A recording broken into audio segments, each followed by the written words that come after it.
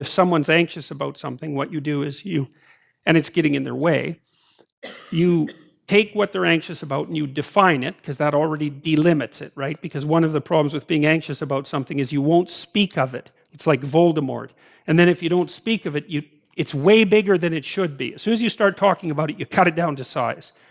And so, it's for a bunch of reasons. It's because you're not as afraid of as many things as you think, and you're braver than you know, and more capable. So as soon as you're brave enough to start talking about what you're afraid of, then you see that there's more to you than you thought, and that there's less to the problem than you thought. And then you can decompose it further into smaller problems, and then you can figure out how to approach those smaller problems. And then it doesn't seem to me to be that you get less frightened. It seems to be that you get more courageous, which is way better than being less frightened, because there's lots of things to be frightened about. So if you're courageous, that really does the trick. Now the question is, what happens if you, like, let's say that you're very socially inept and you don't know how to introduce yourself or to make establish the initial parts of a relationship with anyone. And so then you start putting yourself in situations where you're required to do that. And so then the question is, how is it technically that you transform? You say, well, you learn. Well, we want to be more specific about that. What does it mean that you learn? Well, if you're dealing with someone who's particularly socially inept and you're doing psychotherapy with them, you might teach them how to shake someone's hand properly and say their name and remember the other person's name. And so you just practice that with them so that they have the motoric routine down. So that form of knowledge is built right into your body. It's like, look at the person, put out your hand, shake it, not like a dead halibut, but with a reasonable grip. Say your name, don't mumble it, look at them so that they can hear you, and then when they say their name, try to remember it. And then so you can practice that with people, and so then they develop something that's motoric, right? It's embedded right in their body.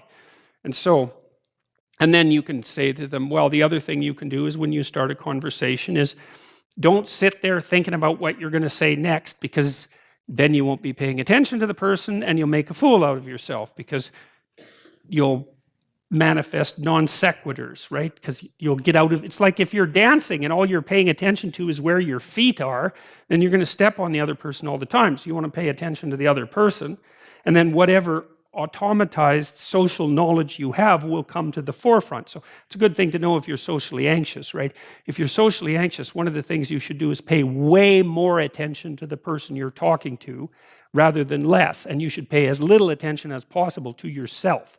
So if you feel yourself falling in because you're anxious, then what you do is you push your attention out and pay attention to the person, because to the degree that you've been socialized, then all your automatic responses will kick in.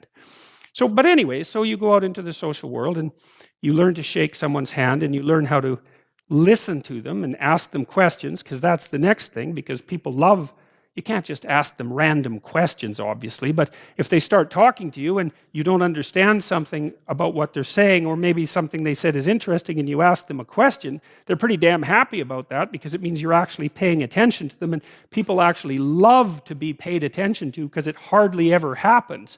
So they really, really like it. And so, okay, so what's happening? Well, first of all, you're mastering the automated motor movements, right?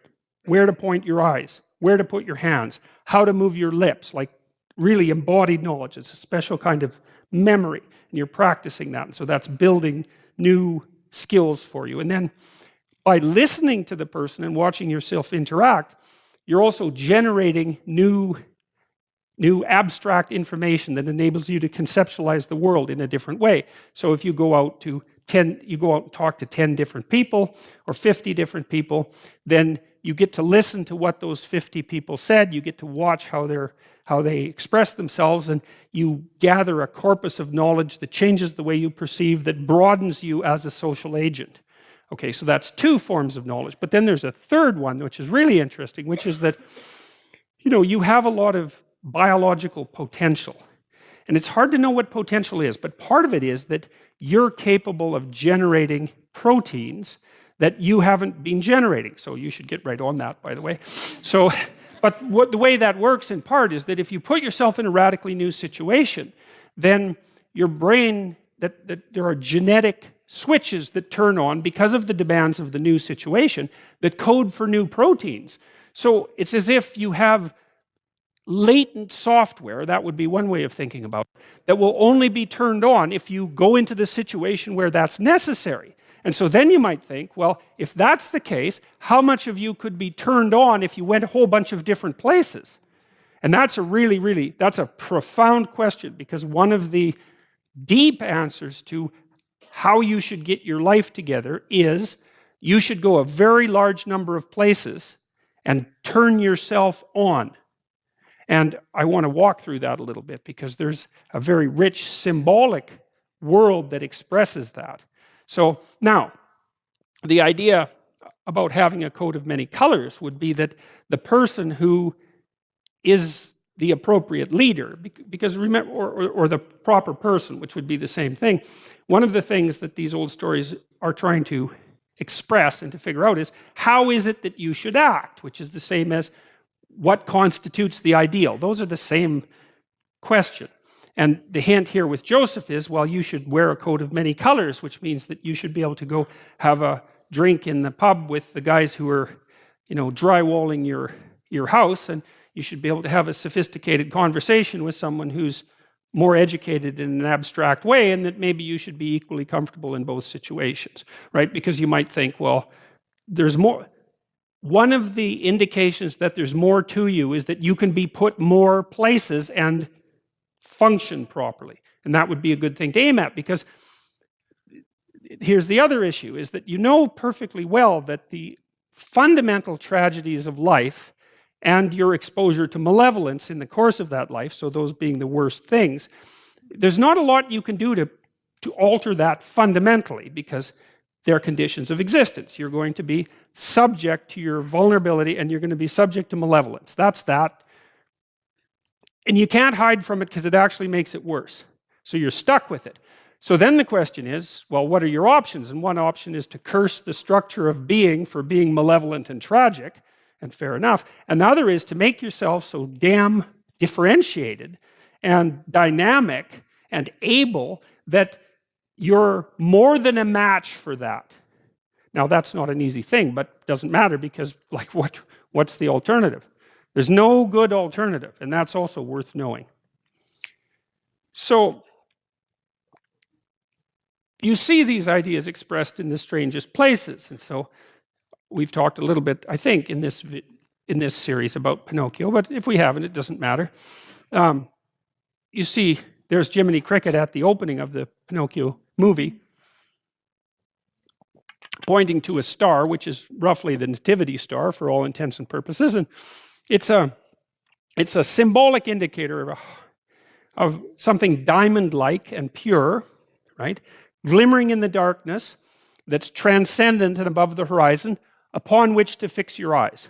And so and the thing is, you need that technically, and the reason you need that is because we know enough about psychology now to know that almost all of the positive emotion that you're going to experience in your life, and positive emotion is analgesic, by the way, right? It actually quells pain. So it's not just positive, it also gets rid of negative, which is a big plus. Almost all the positive emotion that you're going to feel in relationship to a goal, because you feel positive emotion as you approach a goal. And so if you want to feel positive emotion, then you need a goal. And then you might think, well, if you want to maximize that positive emotion, which is enthusiasm and also what pulls you out into the world as well as feeling good, then you need the best possible goal. Well, because that's going to engage the largest segments of your being. Like, if your goal's too narrow, then a bunch of you isn't going to be on board for it, If the goal is well-developed and multifaceted, then all of you can partake in that. Even your negative elements, even your anger and your fear can get on board with that, let's say. So you need a goal, man, that's worthy. You got to think, you need a goal that justifies the tragedy and malevolence of life. That seems to be the bottom line.